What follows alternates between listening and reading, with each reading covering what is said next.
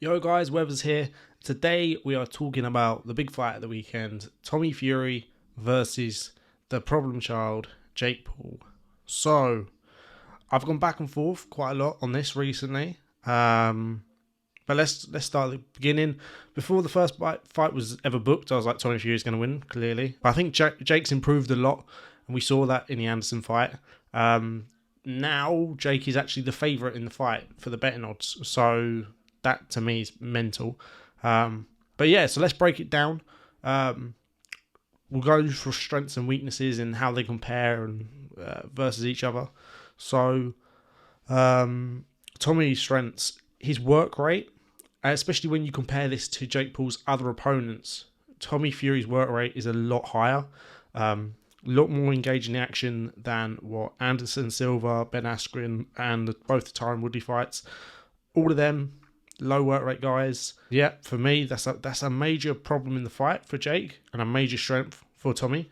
Once again, going to Tommy Fury, his jab is really good. His fundamentals are better in boxing. And to be fair, the jab is the most fundamental punch in boxing. Whoever lands their jab more often tends to win boxing matches just because you can then use it to set up other shots. You then have success yourself through that shot. And, you know, it inflicts damage. It breaks the heart of the opponent slowly. And for me, Tommy Fury's got genuinely a really good jab, where Jake's jab, for me, it's lacking a little bit, or quite a bit, to be honest. And then reach, Tommy Fury is so long. His arms, even his build and his shoulders, he's just such a long, oddly shaped human. It really suits boxing down to a T. And if he uses those strengths well, I remember watching his debut and I was like, even if this guy is not the greatest, he's going to be a problem because of it's going to be hard to beat someone who has that range. And all you've got to do is then have the higher work rate than your opponent, be slightly awkward to hit with your size and your range, and you're going to have success in boxing. Obviously, you've got to be a decent boxer and, you know the footwork and all the other fundamental parts of boxing.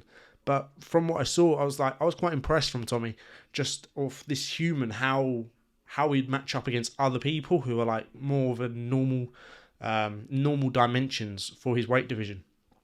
So yeah, those for me are Tommy Fury's three main strengths in this fight. And then Tommy Fury's weakness, for me, when I've been watching his fights, there's quite a few things that you can nitpick, but for me, he gets caught by the right hand quite often. And as we know, the right hand, the big power shot, is what Jake has sort of made a career from in boxing. He lands that right hand very well and he KOs people. Now, how much concussive power is in that right hand? It's sort of hard to judge. Now, that might be a crazy statement to people. People might be like, what are you talking about? He's absolutely flatlined people. But Tyron Woodley's been knocked out multiple times before in the UFC. And then you go to Anderson Silva. Dropped Anderson Silva. Actually, no, we'll go back to Tyron Woodley. So Tyron Woodley is a smaller guy than Jake, just in general. So it's a smaller guy who's coming up to the weight division, not quite as big, been knocked out before. So that's that. Anderson Silva, more of his similar dimensions. He dropped him late into the round with a shot he didn't see coming, more of a hook thing. Wasn't the biggest shot, but it put him down. And then, once again, Ben Askren flatlined him, but Ben Askren doesn't have feet. And once again, been knocked out brutally in MMA before. His older guy was retired, as was Anderson, basically. As was Tyron Woodley. And Anisson Gibb obviously got hit by the shot and his feet sort of was a bit not underneath him. Didn't really get hurt. Obviously he got hurt, but he wasn't concussively out of there. His feet wouldn't obey him and he was just, lost in that fight, to be honest. The occasion, whatever it was, it just didn't go well for him. And then Nate Robinson just kept sprinting into Jake's right hand. So obviously when you run towards a punch and you get caught by it, the impact basically doubles. So has Jake got true boxing power? I know that pro that JJ was sparring for the first Logan fight. Also did some work with Jake Paul and said that KSI has more power. So, and KSI is not meant to have, actual crazy boxing power. He's got good power, but when you put it in the realm of professional boxing, yeah, it's good. But then Jake's is meant to be a little bit less than that. It's good. But, when you're fighting a guy who's 23, younger, not been knocked out before, it's going to make it a little bit more difficult. And I'm not sure if that power is going to transfer the same way it has done to other opponents. In the face-to-face, this is something I want to mention. Jake mentioned about movement, and the question was about how is he going to negate Tommy Fury's length and his arm reach and, all that sort of stuff. And he then went to talk about movement, but then he went and stopped himself.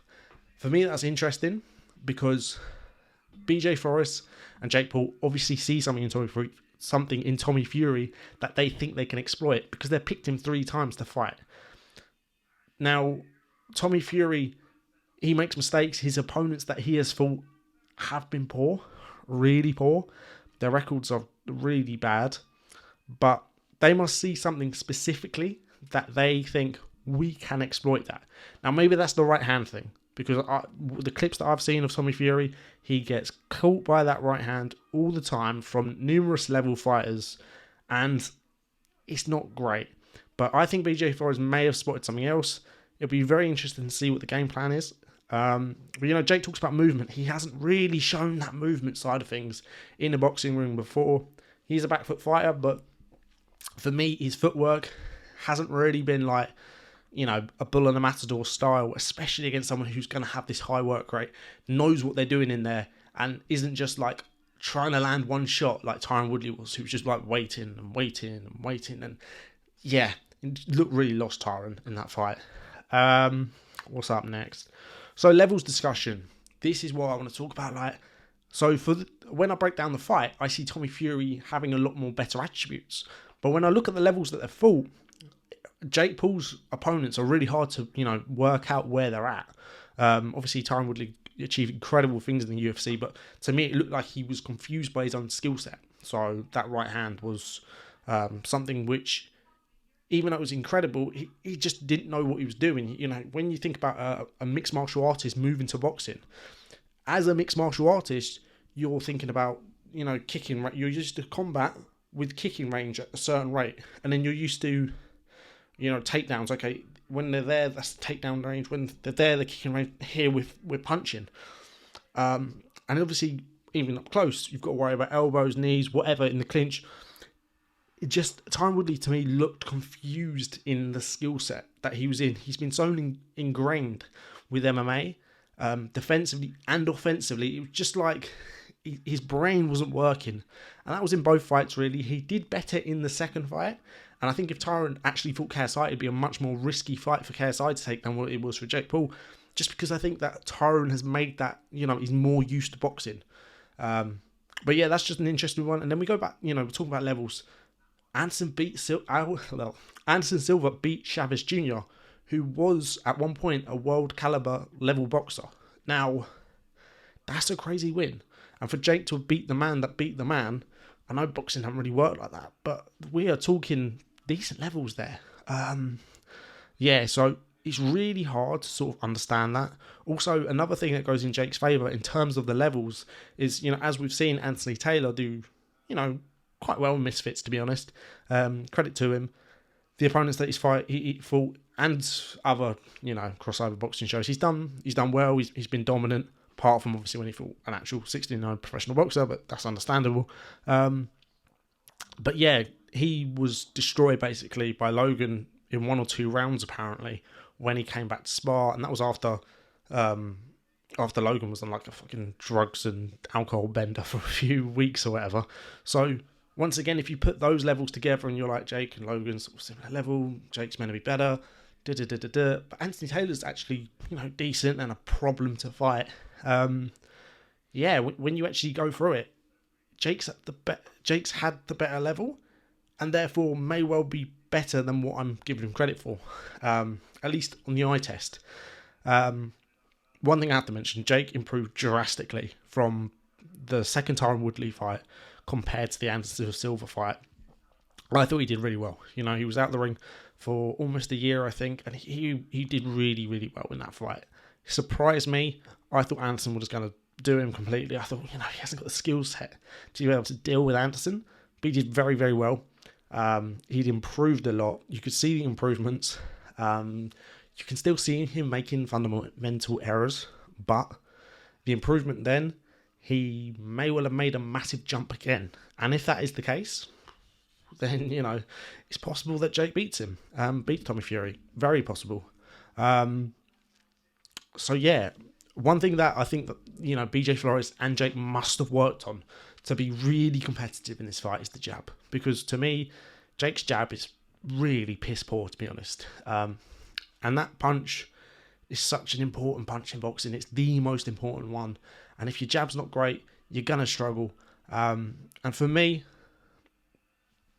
without a drastic improvement of his jab, for me, Tommy Fury's going to win this fight.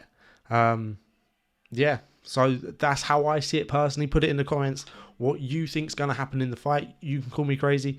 You can say whatever. Also, if you've enjoyed this video, you know, I'd love feedback. Absolutely. I've just started this channel. I really want to do brilliant content. That's like my main objective on this channel. You know, just get the content high standard. So any feedback, would love it more than anything. So get in the comments, guys. And yeah, thanks for watching, guys. Really appreciate it. And see ya.